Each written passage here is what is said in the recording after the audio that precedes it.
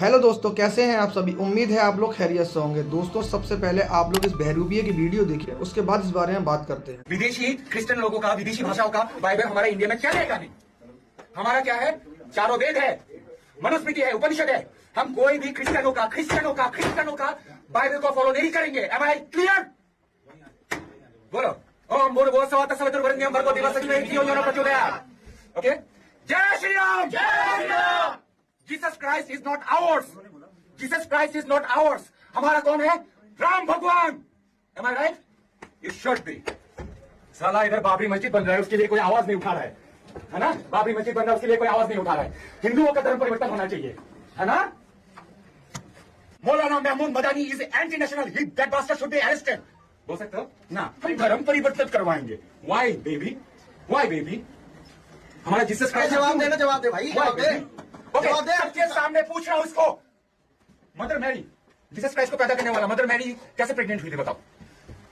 I am waiting. घड़ी नहीं है फिर भी बोल रहा हूं भैया। जीसस क्राइस्ट कैसे पैदा हुआ था बताओ? पवित्र आत्मा के द्वारा। अरे तू बिना आपसे इसके बच्चा पैदा कर सकता है? वही तो परमेश्वर का पुत्र तभी है ना, क्योंकि इंसान के अंदर पाप नहीं घुसेगा तो बच्चा कैसे पैदा होगा? पाप से अगर पाप से जन्मा हुआ व्यक्ति कभी भी पाप से छुटकारा नहीं दे सकता, है ना? तो इसलिए परमेश्वर की आत्मा ये जो बायोलॉजिकल जो होता है उसके द्वारा पैदा नहीं हुआ है। Really? Can you explain this to the gynecologist?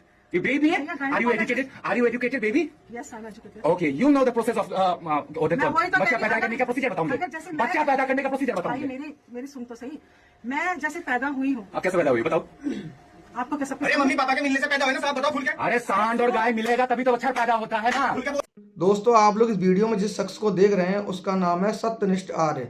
अब दोस्तों, आप लोग ये भी जान लीजिए कि मैंने इसको बहरूपिया क्यों कहा, क्योंकि ये शख्स सऊदी अरेबिया के रियाद शहर में पैदा हुआ है और इसकी जो परवरिश हुई है वो बांग्लादेश में हुई है। अब देखिए दोस्तों, ये पैदा हुआ सऊदी अरेबिया के अंदर और उसने परवरिश जो पाई वो पाई बांग्लादेश के अंदर, और ये मक्कारी करने आ गया इंडिया के अंदर। क्योंकि सबसे पहले ये मुसलमान था जिसका नाम था सनीउल रहमान। ये सबसे पहले था मुसलमान, उसके बाद ये बना एथिस्ट। जो लोग किसी भी धर्म को नहीं मानते वो एथिस्ट कहलाते हैं, यानी नास्तिक। जब ये नास्तिक था तो सभी धर्मों की बुराइयां किया करता था।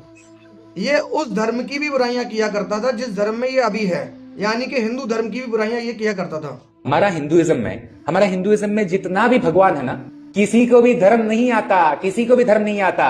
वो सारे शिवा को देख लो, कितना हाथ में त्रिशूल लेके बैठा हुआ है, ए शिवा, हाथ से त्रिशूल फेंक दे और राधा राधा राधा राधा राधा करता था। श्री कृष्णा को देख लो,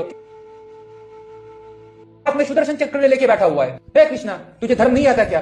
सुदर्शन चक्र को फेंक दे और बोल राधे राधे राधे। फिर ये देखो हनुमान जी, कितना बड़ा रखा हुआ है। ये हनुमान, गदा फेंक दे, बस राधे राधे राधे राधे। भगवान राम को दिखाना, अरे हाथ से शस्त्र फेंक दे और बोल राधे राधे। अर्जुन को दिखाना, गांडी लेके बैठा हुआ है। ये अर्जुन, तुझे धर्म का कोई ज्ञान नहीं है क्या? हाथ से गांडी फेंक दे और बोल राधे राधे राधे राधे। अरे गीता में बोला जा रहा था कि शस्त्र उठाओ, पाठ शस्त्र उठाओ, उस गीता बोल राधे राधे राधे राधे राधे राधे राधे। अब मैं सीधी बात उन लोगों से करना चाहता हूं जो लोग इसको सही समझ रहे हैं, यानी कि मेरे कुछ हिंदू भाई इसको सही समझ रहे हैं। मेरे भाइयों, ये अच्छा इंसान नहीं है, ना ये हिंदू धर्म का है ना ये मुस्लिम धर्म का है, ये किसी भी धर्म को नहीं मानता। ये एक बहरूपिया है जो कि बांग्लादेश से आके हम हिंदुस्तानियों को आपस में लड़ा रहा है। अब मैं अपने देश की सरकारों से भी ये कहना चाहता हूँ कि आप लोग ये जो SIR करा के बांग्लादेशियों को ढूंढ रहे हैं, तो आप लोग ये साफ देख सकते हैं कि एक बांग्लादेशी हमारे देश में रहकर ही हमारे देशवासियों को परेशान कर रहा है। मेरा आपसे निवेदन है कि सबसे पहले तो आप इस बहरूपिये को ही उठाएं, क्योंकि ये बहरूपिया हमारे देश का माहौल खराब कर रहा है। अब मैं इस बहरूपिये से कहना चाहता हूँ, तू होता कौन है हमारे देश में इस तरीके से फसाद कराने वाला? Who the hell are you?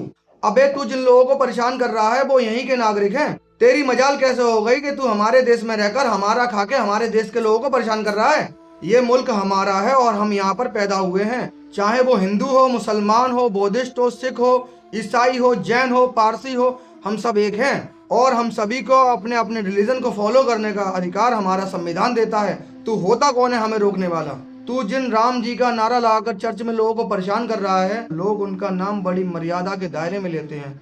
लोग उनका नाम लेते हैं मर्यादा पुरुषोत्तम श्री राम। श्री राम जी मर्यादा पुरुषोत्तम थे।